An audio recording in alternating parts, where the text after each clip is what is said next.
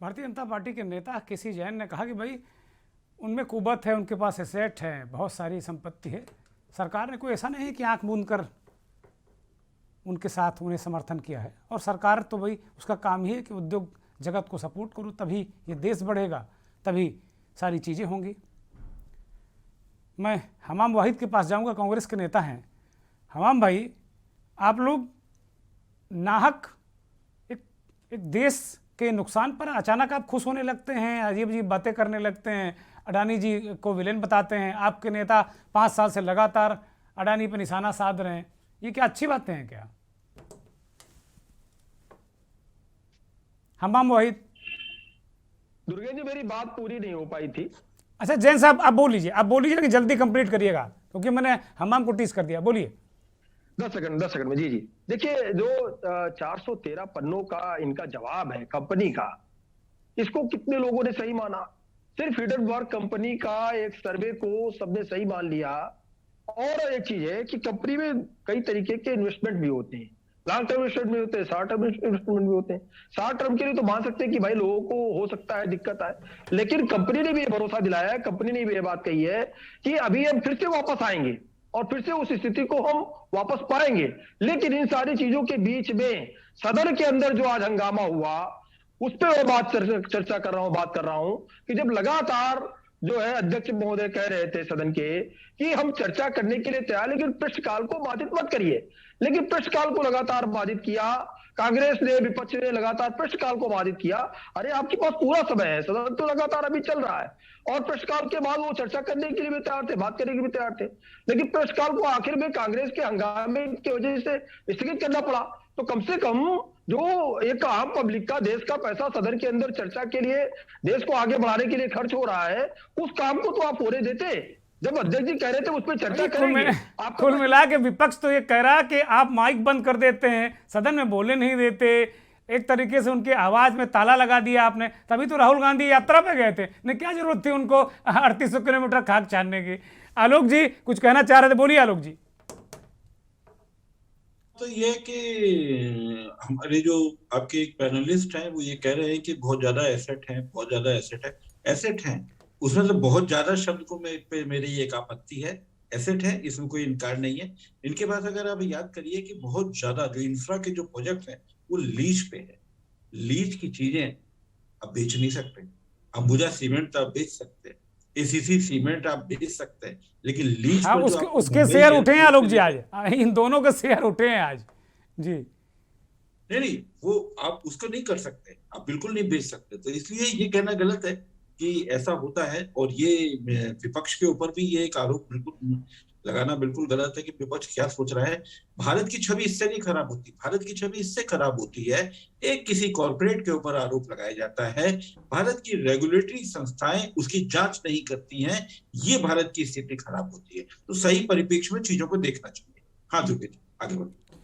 ठीक बात है। हमाम वाहिद, आप लोग ना प्रश्नकाल होने देते हैं, ना कुछ व्यवस्था ठीक तरीके से चलने देते हैं, और कांग्रेस तो केवल, भारतीय जनता पार्टी के लोग कह रहे हैं केवल विरोध करने के लिए करती है। भाई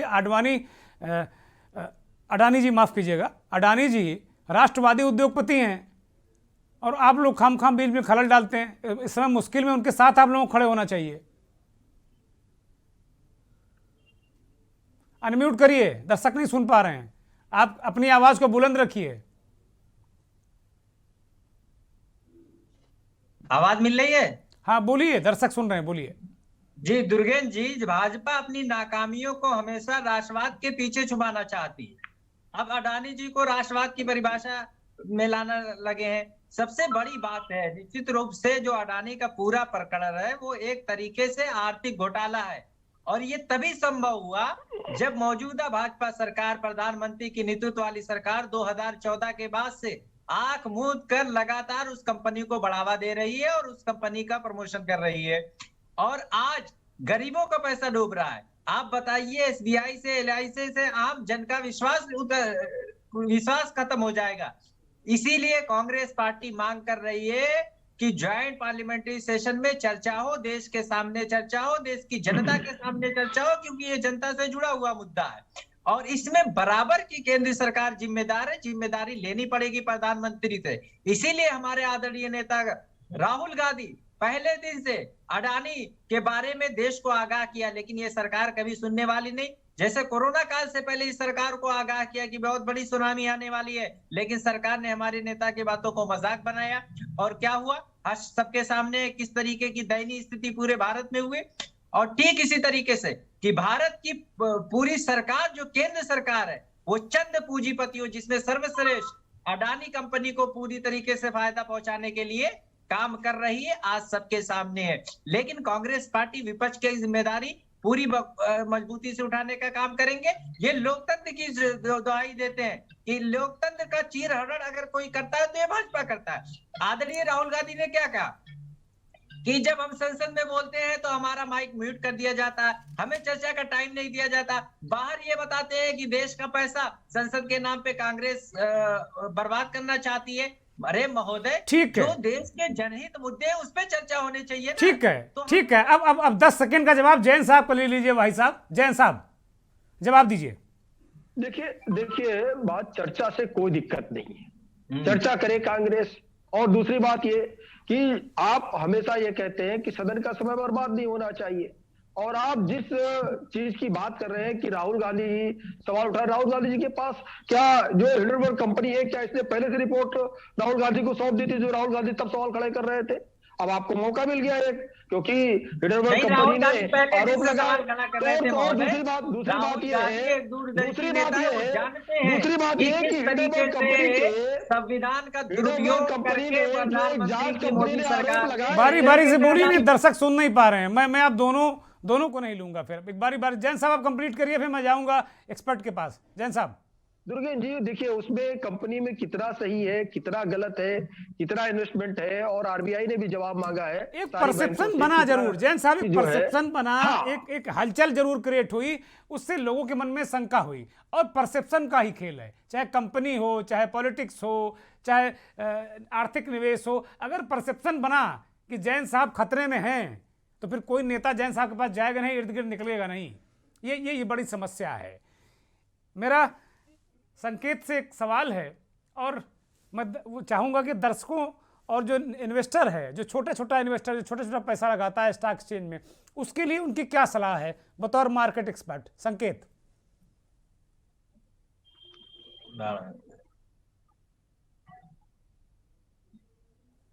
अनम्यूट करिए, आपको सुन नहीं रहे हम।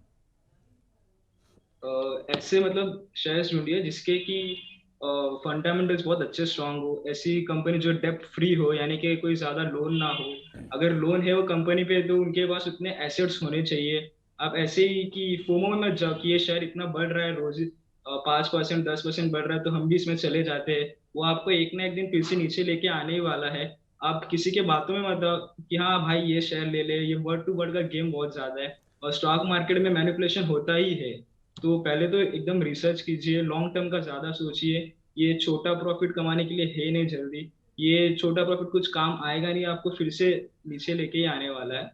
सो ध्यान दीजिए, खाली फंडामेंटल्स पे ध्यान दीजिए। कंपनी डेब्ट फ्री है कि नहीं है, उस पर कर्जा है कितना है, फॉरेन इन्वेस्टर्स है कि नहीं है, कोई प्रमोटर्स है, ये सारे छोटे मोटे फैक्टर्स देख के इन्वेस्ट कीजिए। ठीक बात है, ठीक बात है।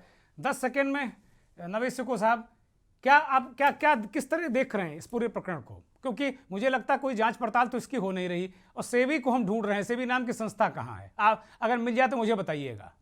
बिल्कुल सब यही बात मेरे भी जहन में है। एक रिपोर्ट है जो भारत की नहीं है, विदेश की है। उस रिपोर्ट को लेकर हड़कंप मच जाता है। हमारे देश की सबसे बड़ी जो बिजनेस कंपनी है उसकी गुडविल लॉस होती है, हमारे देश का आर्थिक ढांचे को नुकसान पहुंचता है, विदेशों में दुनिया में हमारे देश की साख गिरती है। ये इतने नुकसान हो रहे हैं, भगदड़ जैसी मची हुई है। सरकार या तो ये माने कि ये रिपोर्ट जो है ये गलत है, बयान सरकार बयान दे, और ये हड़कंप को रोक सकती है सरकार एक बयान देकर कि ये गलत है, हमने इसकी समीक्षा की, ये आरोप गलत है, ये बिंदु गलत है, आप लोग घबराइए नहीं। या तो ये दे, और या फिर सरकारी कोई एजेंसी इसकी निगरानी करे, इसकी जांच करे। दो बातों के अलावा तीसरी बात कोई हो ही नहीं सकती है। लेकिन सरकार कुछ नहीं अगर कर रही है तो सवाल तो उठेगा कि सरकार कुछ बोल क्यों नहीं। या तो उसको स्वीकार करे उस रिपोर्ट को, और या फिर अपने देश की किसी एजेंसी से इसकी जांच करवाए। ठीक बात। लेकिन अभी फिलहाल काफी समय हो गया, ऐसा कुछ नहीं हो रहा है। ये घबराहट का कारण और भी बढ़ता जा रहा है। आलोक जी 20 सेकंड में फाइनल कमेंट, फिर मैं खत्म करूंगा।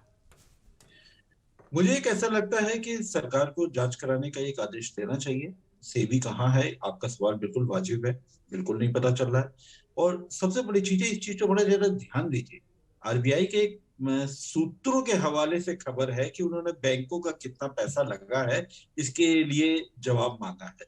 सूत्र जवाब मांगे, अब कार्रवाई की भी बात नहीं है। आरबीआई कुछ आधिकारिक बयान नहीं आ रहा उनका। हाँ, मतलब आधिकारिक बयान नहीं है, ये सूत्र है, ये आपने जो पकड़ कानून में लिया पुराने फार्मूले से।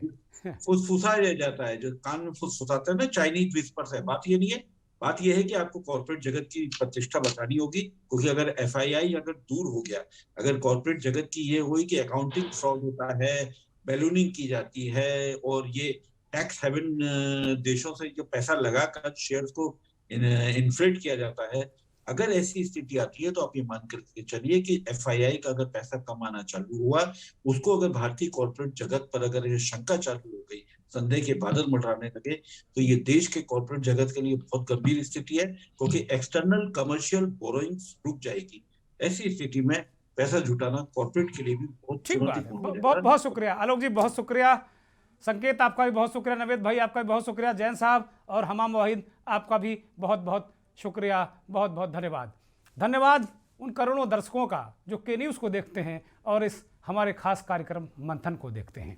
अब वक्त चलते चलते का, और चलते चलते में बात काका परंपरा के आदि कवि चंद्रभूषण त्रिवेदी उर्फ रमई काका की।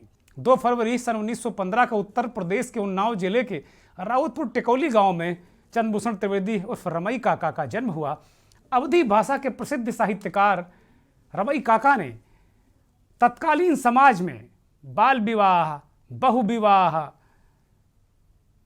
तमाम इस तरह की जो कुरीतियाँ थीं, नारी शिक्षा, इन पर अपने तीखे व्यंग बाणों से, अपनी तीखे व्यंग रचनाओं से उन्होंने करारी चोट की। आज काका का जन्मदिन है। के न्यूज़ परिवार की ओर से, के न्यूज़ के दर्शकों की ओर से उन्हें सत सत प्रणाम, नमस्कार।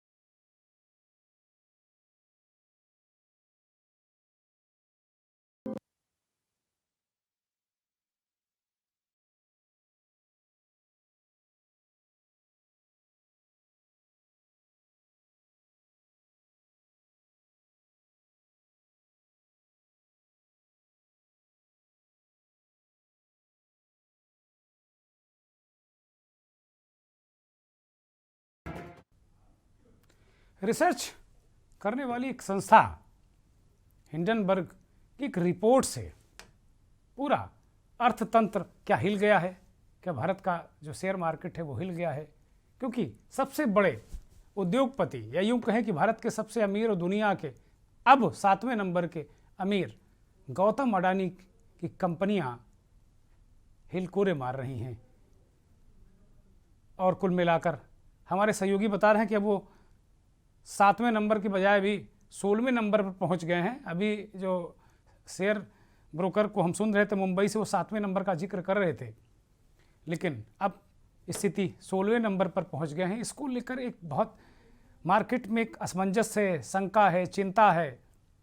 और सबसे बड़ा सवाल मैं आज पूछूंगा कि भारत में जो प्रतिभूतियों को या जो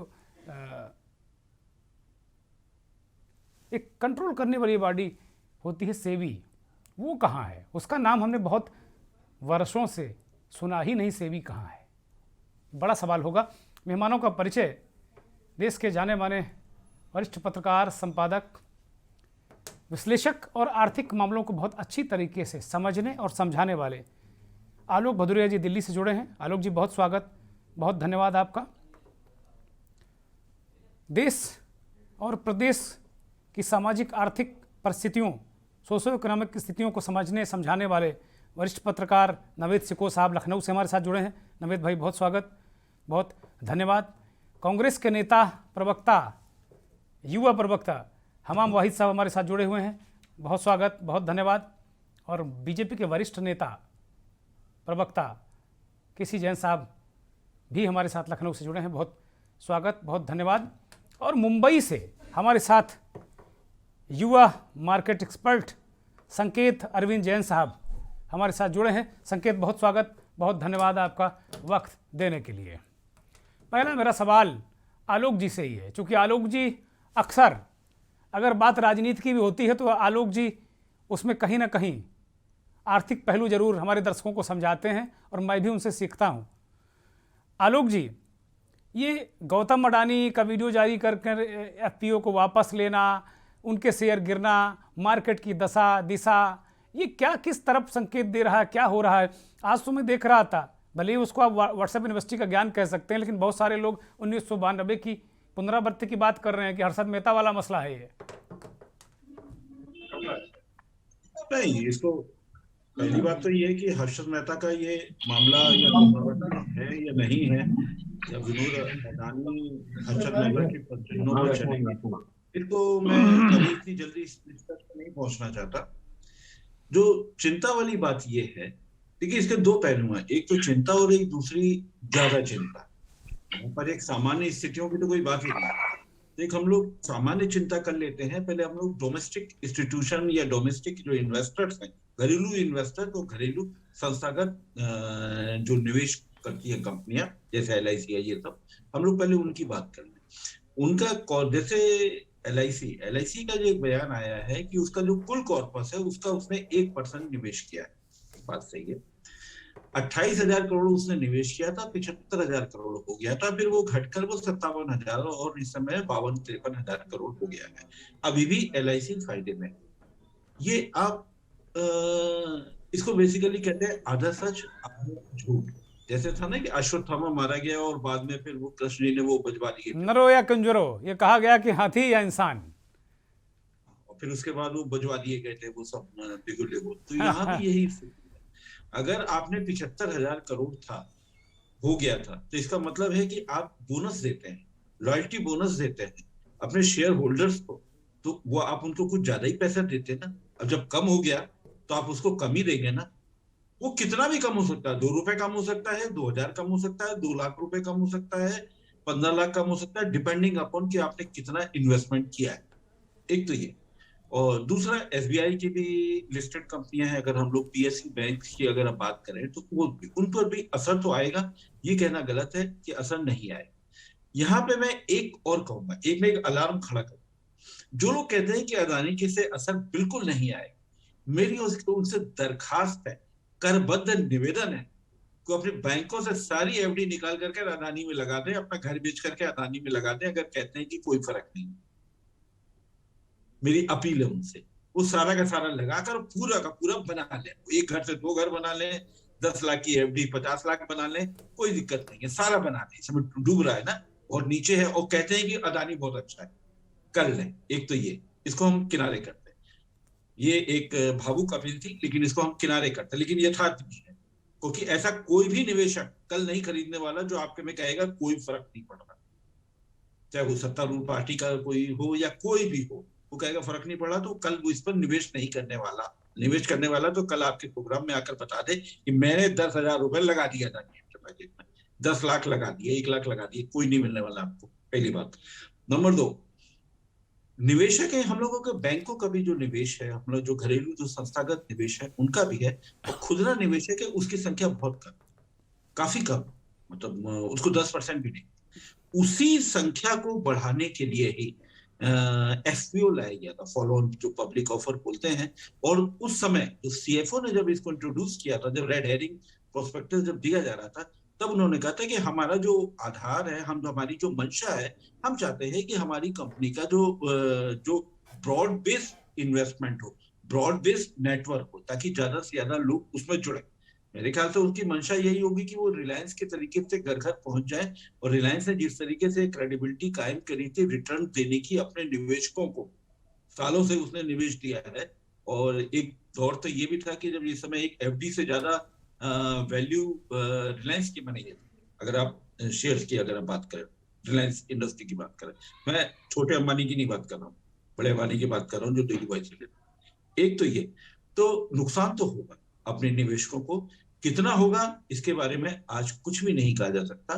दूसरा एक ऐसा है कि जब कोई भी कंपनी है, तो जैसे अदानी है, अदानी एंटरप्राइजेज या जो भी है, इनका ये विदेशों से भी ये काफी पैसा लेते हैं, जो प्राइवेट इक्विटी जो फंड है वहां से भी पैसा लेते हैं, एक्सटर्नल कमर्शियल बोरोइंग्स होती है वहां से भी ये पैसा लेते हैं। तो वो जो पैसा लेते हैं, तो एफआईआई का जो पैसा लगा हुआ है वही खतरे की घंटी है। हिंडनबर्ग ने जो ये रिपोर्ट जो जारी करी है, उस जो रिपोर्ट के जारी होने से उन लोगों के कान खड़े हो गए हैं। कितने कान खड़े हुए हैं आपका ये सवाल होगा, तो इस सवाल का मैं ये जवाब देता हूँ कि जैसे क्रेडिट स्विस बहुत ही स्थापित नाम है, इन्वेस्टमेंट बैंक है, और ये इनकी फाइनेंशियल इंस्टीट्यूशन भी मजबूत फाइनेंशियल इंस्टीट्यूशन है, पूरी दुनिया में लोग इसके इन्वेस्टमेंट के लिए, इससे पैसा पाने के लिए लगे रहे। उसने क्या किया, कल उसने इसके अदानी के जितने जो बॉन्ड्स है, कोलेटरल जो जितनी सिक्योरिटी है, उसको जीरो लैंडिंग वैल्यू कर। अब जीरो लैंडिंग वैल्यू का मतलब है कि उसके किसी भी कोलेटरल बॉन्ड वो नहीं लेने जा रहा है। कल उसने शुरुआत करी थी क्रेडिट स्विस ने, आज क्या हुआ, आज सिटी ग्रुप ने उसी चीज को लागू कर दिया, उसकी भी जीरो लैंडिंग वैल्यू। और एलारा कैपिटल को लेकर भी खबर आ रही है आलोक जी, ये ब्रिटेन के पूर्व पीएम के छोटे भाई इसमें जो जॉनसन भी इसमें डायरेक्टर थे, उन्होंने इस्तीफा दे दिया है। ये भी अडानी को प्रमोट करने वाली कंपनियों में से एक थी। एक ब्रेक ले रहे हैं और ब्रेक के बाद जो आलोक जी ने मसला बताया उसको थोड़ा सा और समझेंगे।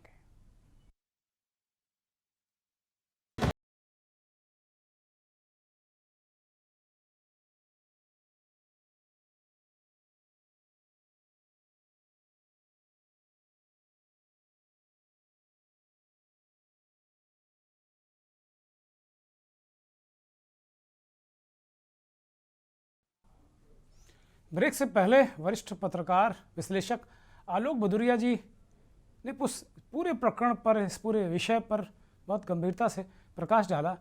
कुछ अंश रह गए थे, आलोक जी के पास जाऊंगा। आलोक जी 20 सेकंड में अपनी बात को कंप्लीट करें, फिर मैं संकेत अरविंद जैन के पास जाना चाहूँगा। वो मुंबई में हैं और शेयर मार्केट को समझते हैं, काफ़ी युवा हैं। देखिए, अभी जो हम लोग जो बातचीत कर रहे थे, जो ये सिलसिला था कि अगर जो एफआईआई का अगर ये मुंह भंग हो रहा है, हो चुका है, तो ये एक गंभीर खतरे की बात है। एक और गंभीर जो खतरा है जिसकी तरफ से मैं इशारा करना चाहूंगा, पहला ये है कि कॉर्पोरेट जगत की प्रतिष्ठा इसमें दांव पे लग गई है। हिंडनबर्ग के 88 सवालों के जवाब में जो 413 पन्नों का जो खर्रा भेजा गया है, उन खर्रे में 88 पॉइंट्स का, 88 सवालों का, जिनमें से सर्वाधिक महत्वपूर्ण करीब 60 सवाल, उनमें से एक का भी जवाब नहीं दिया गया है। और इसके बदले जो जवाब जो दिया गया है वो एक अपने को एक राष्ट्रवाद के मतलब एक पूर्वधा के तौर पर दिया गया है, एक कॉर्पोरेट को भारत के समकक्ष खड़ा करके दिया गया है। और वो जवाब आमतौर पे पॉलिटिशियन देते हैं। उनका जो एक जवाब है, मैं आपको जो ऑफिशियल जवाब है, हालांकि पहले भी आ चुका, मैं ज्यादा नहीं कहूंगा, थोड़ा सा कहूंगा कि ये भारतीय संस्थाओं की स्वतंत्रता, अखंडता, गुणवत्ता तथा भारत की विकास स्टोरी, विकास गाथा का और महत्वाकांक्षाओं पर सुनियोजित हमला है। ये इसमें कहीं से भी कंपनी ने किसी भी सवाल का जवाब नहीं दिया। सबसे प्रमुख एक आधार यही है। दिक्कत ये आ रही है कि अगर एफआईआई ने अगर पैसा निकाला तो स्थिति क्या बनेगी। अभी आप देखिए, अब हमारे फेडरल बैंक की वहां पर अमेरिका में मीटिंग चल रही है, उनको एक रेपो रेट बढ़ाना है। वो अब अगर वो रेपो रेट फिर बढ़ता है तो आप मान करके चलिए भारत के कॉर्पोरेट जगत की प्रतिष्ठा धूमिल हुई है। इससे पहले याद करिए, एक सत्यम टेक्नोलॉजी करके हुआ करती थी, जिसकी एक अकाउंटिंग फ्रॉड में जबरदस्त बदनामी हुई थी, भारत की भी हुई। सिलिकॉन वैली तक में भारत की बदनामी हुई थी कि भारत इस तरीके से अकाउंटिंग करता है। अब सवाल यह है कि ये इसकी तरफ भारत जागा क्यों नहीं। क्यों नहीं जागा इसमें हमको टीसीपी की महुआ मोइत्रा का एक सवाल भी आपको याद रखना चाहिए। उन्होंने एक पत्र भी लिखा था 1.5 साल पहले। उस पत्र में क्या हुआ, उन्होंने फाइनेंस मिनिस्टर को पत्र लिखा था, डीआरआई को भी पत्र लिखा था, और इनका ये था कि जांच होनी चाहिए। उस समय भी मामला क्या था, मामला क्या ये था कि एफआईआई ने ज्यादा इन्वेस्टमेंट किया है अदानी ग्रुप के शेयर में, तो वो ज्यादा बैलून कर गए हैं। तो अगर बैलून कर गए हैं तो उसकी जांच होनी चाहिए, लेकिन उस जांच का क्या हुआ नहीं पता, अभी भी मुझे नहीं पता। ठीक बात अभी भी ये है कि भारत में। ठीक बात आलोक जी, बड़ी बड़ी महत्वपूर्ण बात आपने कही। एक तो ये है कि कारपोरेट की जो छवि है विश्व में बनेगी, उससे बहुत नुकसान को आप देख रहे हैं इस पूरे प्रकरण पे। दूसरा, महुआ मोइत्रा ने जो पत्र लिखा उसकी जांच। तीसरा जो बड़ा अहम बिंदु आपने उठाया कि जो 60 या 85 या 88 सवालों का जो जवाब था वो एक जवाब है राष्ट्रवाद। वो कॉपी पेस्टेड लगता है मुझे, कि कहीं ना कहीं से कॉपी पेस्ट किया गया होगा, क्योंकि ये किसी कारपोरेट का जवाब तो है नहीं बिल्कुल। मैं संकेत जैन के पास जाऊंगा। संकेत, मुंबई स्टॉक एक्सचेंज की क्या स्थिति आज रही और किस तरह इस पूरे प्रकरण को, आप काफ़ी युवा नज़र आ रहे हैं मुझे, हैं भी आप युवा, किस तरीके से देख रहे हैं, मुंबई कैसे रिएक्ट कर रहा है, आर्थिक राजधानी और स्टॉक चेन? देखो, पहले तो ये रिलायंस अदानी है ही नहीं, ठीक है। रिलायंस ने 5 साल में कुछ लगभग 150% ग्रोथ दिया रहेगा, और भाई अदानी ने 600% ग्रोथ दिया है। तो ये तो स्टॉक उस स्टॉक चल ही नहीं रहा है। बात आ गई अदानी की, जो लोग कह रहे कि इतने लोन्स पे लोन्स, गवर्नमेंट का फेवर है कि नहीं, कहाँ से इतना लोन्स आ रहा है। तो पहली बात तो अदानी के जितने भी बिजनेस है ना, वो सारे फिजिकल एसेट्स पे ही है, यानी कि उनके पोर्ट्स है, उनके पास 6 एयरपोर्ट है आज के टाइम पे। तो उसी के बेसिस पे गवर्नमेंट अदानी को इतने लोन्स दे पा रहा है। ओके, तो ऐसा कोई है नहीं कि गवर्नमेंट को सपोर्ट कर रहा है कि आओ, एलआईसी को भी बोल रहा है कि आप पैसे डालो, उनके पास फिजिकल एसेट्स है, इसकी वजह से उनको लोन मिल रहा है। और मैं मार्केट की जानकारी आपसे चाह रहा हूं कि मार्केट कैसे रिएक्ट कर रहा है। बाकी एयरपोर्ट तो सरकार ने ही बना के दिए हैं, उस पर बहुत चर्चा करेंगे तो अलग हो जाएगा। उनको लीज पर दे दिए, हम अपना घर बना के आपको लीज पर दे दें तो आप धनी थोड़ी हो जाएंगे, वो अलग बात है। लेकिन मैं मार्केट कैसे रिएक्ट कर रहा है, मार्केट एक्सपर्ट के तौर पर मैं आपसे मेरा प्रश्न है संकेत। मार्केट तो रिएक्ट बहुत बैरिश में चल चुका है, क्योंकि 5-6 दिन में लगभग 50% गिर चुका है। अदानी के जितने भी शेयर्स लगे के लोअर सर्किट में आ चुके हैं। तो इन्वेस्टर्स, जो रिटेल इन्वेस्टर्स है, वो अभी भी डरे हुए ये कि वापस री एंट्री ले कि कब एग्जिट ले पाए, क्योंकि अभी कोई बायर तो है नहीं इनके। जितने भी आप देखोगे सब शॉर्ट करके बैठे, तो ज्यादा एग्जिट करने को मिल नहीं रहा है। मार्केट अभी ऐसे पूरा बैरिश पोजीशन पे आ चुका है। और यही सेम चीज जैसे कि बैंक से लोन है तो बैंक को बहुत अफेक्ट कर रहा है। आप देखोगे बहुत सारे बैंक में भी 5%, 3% की गिरावट आ रही है। और अदानी के जितने भी शेयर्स देखोगे डेली के बेसिस पे गिर रही जा रहे हैं, 20%, 10%। ये जो एफपीओ की वापसी की बात कही, क्या उसके बाद कोई सुधार होने की उम्मीद थी लोगों को, लेकिन वो उल्टा शेयर गिर रहे हैं। अडानी एंटरप्राइजेस के शेयर काफ़ी नीचे गिर गए हैं, और भी सारी कंपनियों के गिरे हैं। ये क्यों ऐसा रिएक्शन क्यों देखा जा रहा है?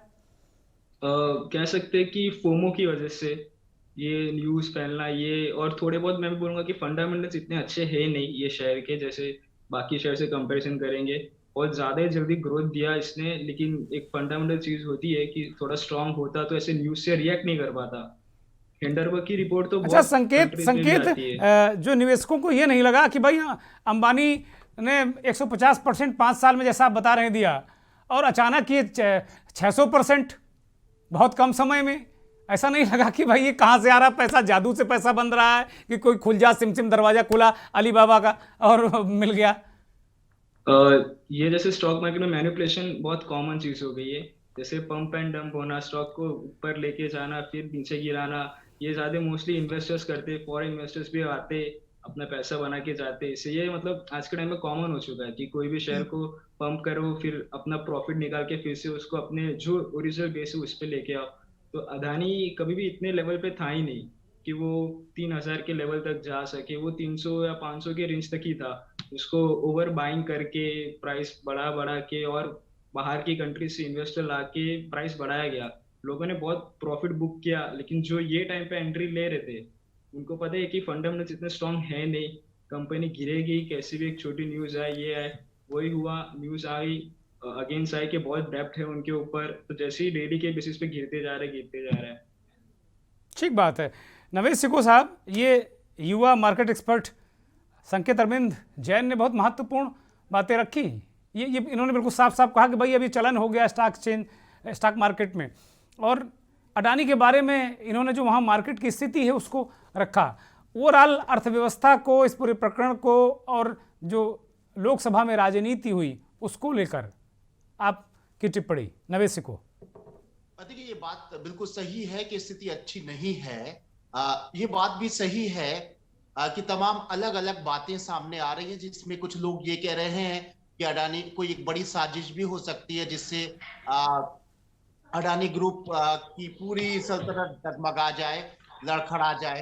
कुछ लोग ये भी कह रहे हैं कि सरकार ने, मोदी सरकार ने उसको इस आंख बंद करके इतनी बड़ी ताकत दे दी जिसके अंदर तमाम छेद थे।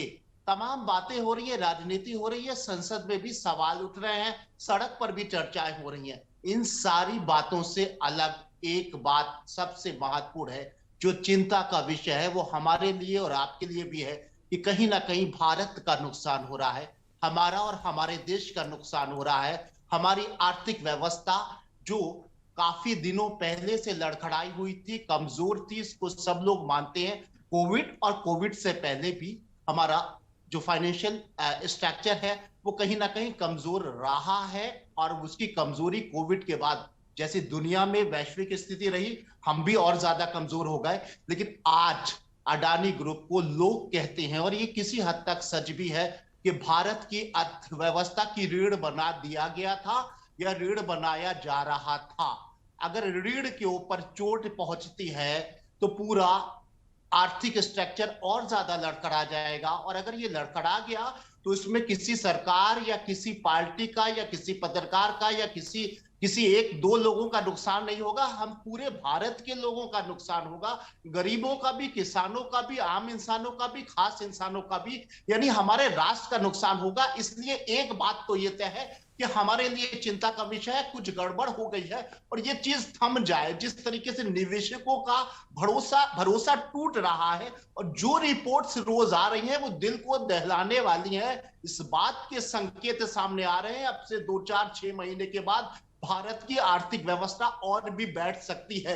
ये बात किसी हद तक सही है कि अडानी ग्रुप को भारत सरकार ने बहुत भरोसा किया था, कहीं ना कहीं ये बात सही भी है। और आज आधा भारत जो है वो करीब उनकी मुट्ठी में था और लगातार उनकी ताकत बढ़ती जा रही। मैं उसमें नहीं जा रहा, हो सकता है उनकी काबिलियत हो सकता है कि उनका ग्रोथ इतना मजबूत हो, ये भी हो सकता है कि वो इस काबिल हो कि उनके ऊपर सरकार भरोसा करे, क्योंकि सारी एजेंसियां जांच परख के करती है। लेकिन अभी जो हुआ है ये खतरनाक हुआ है और इसके लिए चिंता का विषय है।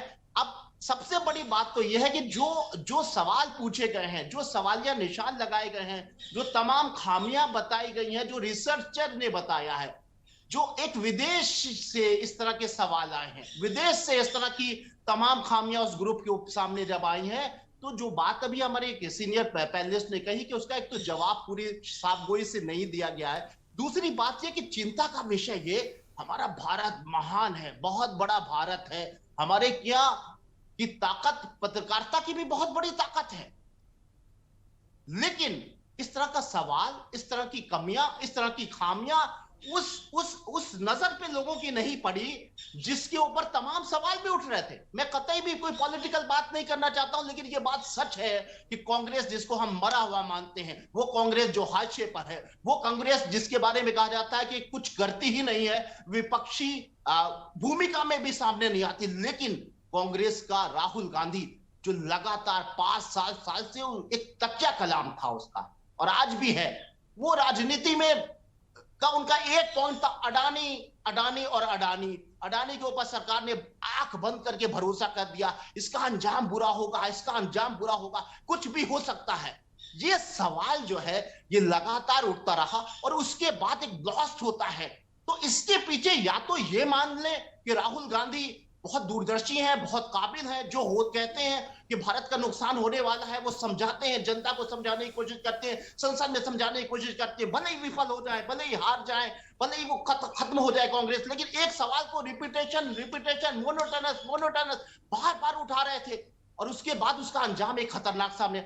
या तो हम ये मान लें देखिए दो पक्ष हैं, जो भी मानिए, मैं नहीं कह रहा हूं, ये दो तस्वीरें सामने आ रही कि राहुल गांधी वाकई आगाह कर रहे थे कि भैया भारत सरकार को इतना भरोसा नहीं करना चाहिए सिर्फ एक ग्रुप पर। बहुत विशाल देश है, बहुत सारे ठीक लोग बात और भी है, हैं। ठीक बात है। सर एक बात मैं करूं, या फिर ये मान लें कि राहुल गांधी साजिश कर रहे थे कि पहले वो सवाल उठा रहे थे, फिर विदेशी ताकत आती है और कुछ इस तरह की माहौल पैदा करती है कि निवेशक एक बहुत बड़ा ढांचा भारत का अडानी ग्रुप के नाम पर वो धड़ाम हो जाता है और सवाल सरकार पर भी आता है। बड़े ज्वलंत प्रश्न है नावेद भाई, आपने बड़े ज्वलंत प्रश्न उठाए। अब मुझे जैन साहब के पास पहले जाना पड़ेगा, मैं हमाम वाहिद के पास जाना चाह रहा था, लेकिन आपने इतने ज्वलंत प्रश्न उठा दिए कि मुझे लगता है हमाम वाहिद को बाद में लूंगा। जैन साहब जवाब दीजिए भाई, बड़ा बड़ा गंभीर मसला है ये राहुल गांधी चीखते चिल्लाते रहे, पूरे देश का विपक्ष ये कहता है, राहुल गांधी नहीं, बहुत सारे विपक्षी नेता इस बात को कहते रहे।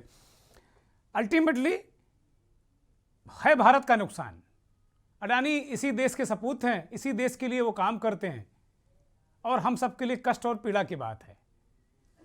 लेकिन एक ही व्यक्ति, जैसा अभी नवेद सिकों ने कहा, सच भी है कि आधे भारत में अगर सारे ठेके पट्टे एयरपोर्ट हैं तो सब अडानी के हैं। योग्य होंगे, मैं सवाल नहीं उठा रहा, जवाब दीजिए जैन साहब। देखिए दुर्गेन जी, एक तो ये कि अभी आदरणीय आलोक जी ने उनका जो जवाब आया है कंपनी का, उसकी कुछ लाइनों को कोट किया उन्होंने कि ये भारत के ऊपर हमला है, ये षड्यंत्र है। और ये पहले भी देखा गया है कि स्टॉक एक्सचेंज और शेयर मार्केट और इनका तो बहुत सारे देशों में कारोबार है और भारत के अंदर ही केवल जब जब बजट आने वाला होता था उसके पहले तमाम सारी कंपनियों के शेयर गिरते थे, तमाम सारी कंपनियों के शेयर बढ़ते थे अंदाज के हिसाब से। बजट आने के बाद स्थितियां एकदम अलग होती थी। इस चीज को हमें लगता है नावेद सिकों जी भी इस चीज का समर्थन करेंगे कि किस तरीके से एक बजट पे कुछ नहीं चेंज हो रहा है कंपनी के अंदर, लेकिन बजट के आने के पहले और बजट के आने के बाद कंपनियों के शेयर और स्टॉक मार्केट एकदम से धड़ाम होता था, एकदम से बढ़ता था, घटता था। तो देखिए स्टॉक मार्केट और ये जो शेयर मार्केट है ये किस तरीके से घटता बढ़ता है ये हम लोगों ने देखा। और ये जो कुछ रिजल्ट आया है अभी अडानी की कंपनी के साथ जो कुछ भी हुआ है, ये केवल एक हिडनबर्ग कंपनी के बाद एक रिपोर्ट आती है, रिपोर्ट के बाद एकदम से उनके शेयर घटने लगते हैं। और ऐसा नहीं कि कोई सर्वे अलग से सर्वे हुआ, कोई डाटा हुआ। और ये चीज है, जब भी कोई सर्वे होता है, सर्वे का क्रॉस सर्वे भी होता है। इनका अभी हिडनबर्ग कंपनी के बाद कोई क्रॉस सर्वे नहीं हुआ कि हिडनबर्ग कंपनी का कितना जो सर्वे है वो कितना सही है। अभी जो एक्सपर्ट शेयर मार्केट एक्सपर्ट जय साहब में बैठे हुए उन्होंने भी बताया कि उनके पास एसेट्स हैं, उनके पास जो पूंजी है, जो उन्होंने निवेश किया है, उनके पास एक बड़ी पूंजी है। और एक इनका एक टीवी चैनल पे उनका इंटरव्यू आ रहा था अडानी जी का, अभी कुछ समय पहले ही हमने उसको देखा। तब भी उनसे प्रश्न हुआ था कि विपक्ष या कोई तमाम सारे लोग सवाल खड़े कर रहे हैं कि अगर ये गुब्बारा फूटा अडानी का तो तमाम सारे लोग बर्बाद हो जाएंगे, सड़कों पे आ जाएंगे। तब भी उनका जवाब था कि जितना हमने लोन लिया है उससे 200 गुना पूंजी हमारे पास में एसेट्स के रूप में मौजूद है। तो अगर ऐसा कुछ होता भी है तो कोई फर्क नहीं पड़ेगा। लेकिन देखिए आज जो चर्चा हो रही है अडानी ग्रुप क्या जवाब देता है, वैसे उनका जो जवाब है वो 413 पन्नों का उन्होंने जवाब दिया है। और जब भी ये देखा गया तमाम सारी कंपनियां इस तरीके से बर्बाद हो गई, चली भी गई। और आप देखिए सहारा के ऊपर भी एक बार इस तरीके से अटैक जब हुआ था, उसके बाद सहारा भी धीरे धीरे एकदम बैक होती चली गई थी। तो होता क्या है कि जो इन्वेस्टर्स होते हैं, इन्वेस्टर्स जब पैसा अपना निकालने लगते हैं तो जाहिर सी बात है कंपनी की बची कुची साख भी जाने सहारा लगती का है। तो पैसा इन्वेस्टर का डूब ही गया महाराज। सहारा का तो लोग दर दर भटक रहे हैं, 2-2 रुपए जमा करने वाले लोग धक्के खा रहे हैं, गालियां दे रहे हैं। सहारा की तो बात ही मत करिए। एक ब्रेक ले रहे हैं और उसके बाद मंथन को जारी रखेंगे।